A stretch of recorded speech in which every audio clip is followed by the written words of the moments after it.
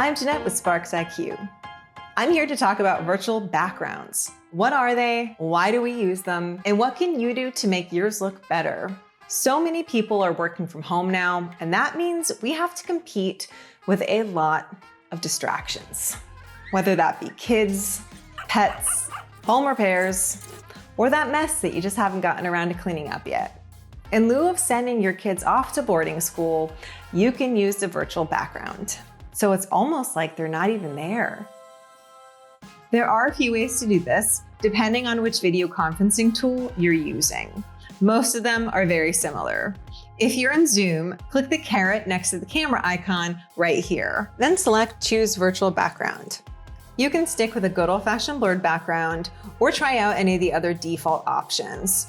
I've uploaded a branded image with my company logo.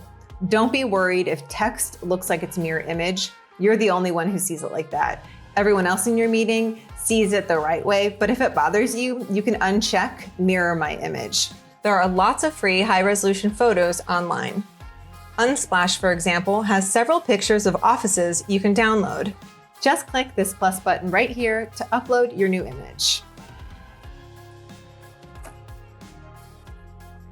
If you have lots of stuff behind you, Zoom may have a hard time replacing your background perfectly. That's where green screens come in. This one hangs right here, so the back of your chair disappears too.